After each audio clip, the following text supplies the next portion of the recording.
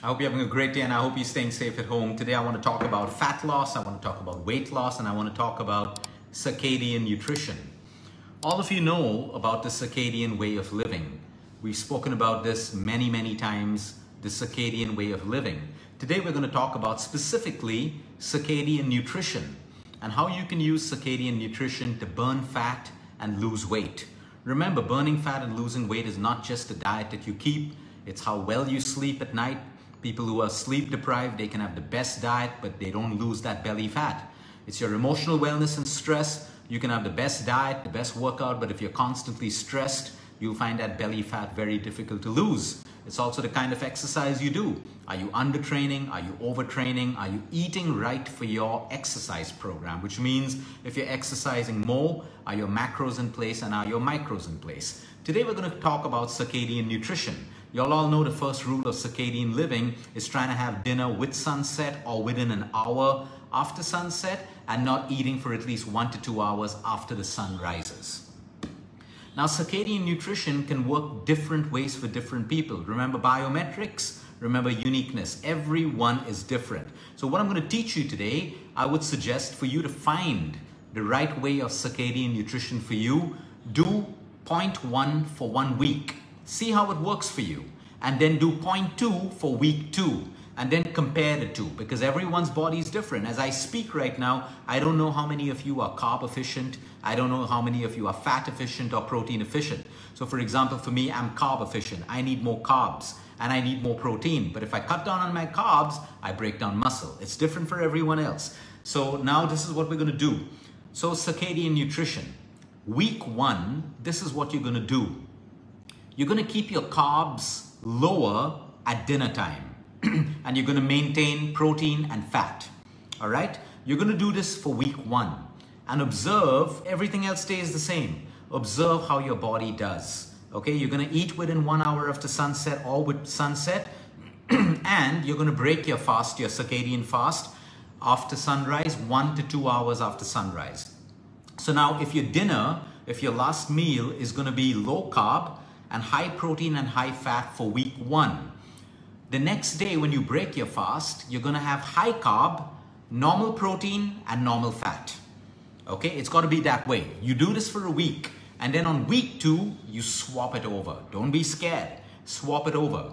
And you have carbs at dinner with protein and fat, and in the morning, when you break your circadian fat, you'll be low carb, okay, and you'll be high fat and high protein, which is normal fat and normal protein.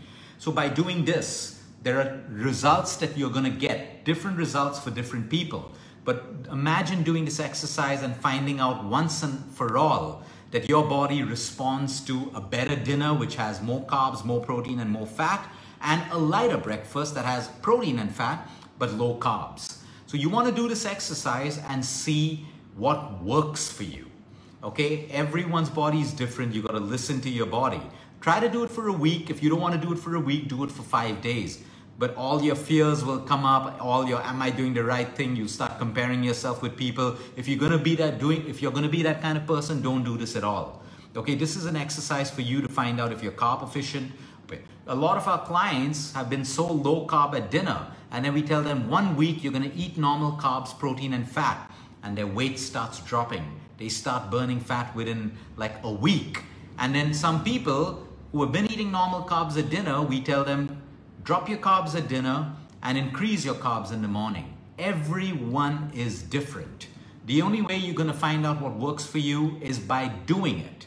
Everything else stays the same. Do your workout, sleep well, do your meditation, eat a rainbow plate. Nothing changes. Of course, you can have good carbs at night. Let's say you're doing the normal carbs, normal protein, and normal fat. You want to get your carbs out of oats, you want to get it out of amaranth, you want to get it out of buckwheat, you want to get it out of jowar, bajra, millets, all of that stuff. And in the morning, if you're doing low carb, of course you can have a fruit, and then you can have your eggs or your whatever it is, protein and fat that you have.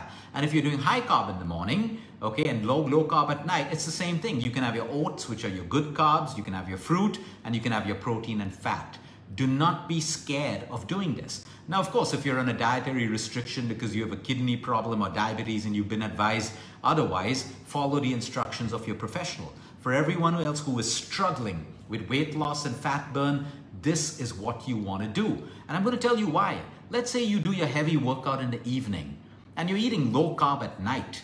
You're just killing your metabolism. You may get short results, but we need to understand that fat burn and weight loss is dependent on a strong metabolism. Too many people have done cutting of calories, calorie restriction, they lose weight, they put it all back on, and in fact, they lower their metabolic activity. There are bodies today that have carbs at breakfast, lunch, dinner, work out well, sleep well, their weight loss and their fat burn is perfect because they maintain a great metabolism. They go on a holiday, they eat what they want, they come back, their weight is just the same because they have a high metabolism. So you want to look at weight loss and fat burn with metabolic power, not with restriction. Every time you eat less, you work out more, you slow down your metabolic rate. You need to understand that. When you look at models and most actors and most bodybuilders, they're on fat burners, they're on stimulants, so do not compare your lives with them. But the moment you start depriving yourself of food, you lower your metabolism. Fat loss and weight loss is going to be a struggle for you always. The struggle has to end at some point. And the only way to end the struggle is by doing different things. Not what the world is doing, not what social media is doing, but what you should be doing for your. So circadian nutrition involves having your meal with sunset or within an hour. 1 week go normal carbs, normal protein, normal fat, and at breakfast time or mid-morning time, depending on when you break your fast, you're going to go high carb and normal protein and normal fat. And then swap it after a week. You can start either ways. You can start with low in the morning, high at night, or high in the morning and low at night. It's completely up to you. I can guarantee you, you are going to find your place somewhere between these two ways of living. Now you may do this, but you're not sleeping well, not exercising, then don't blame that. You still have to look at your overall lifestyle to make this work.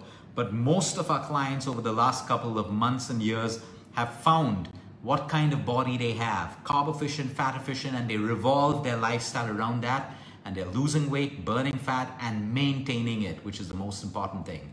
Have a great day, everyone. Until next time, eat smart, move more, sleep right, breathe deep, and remember, you care is all about you.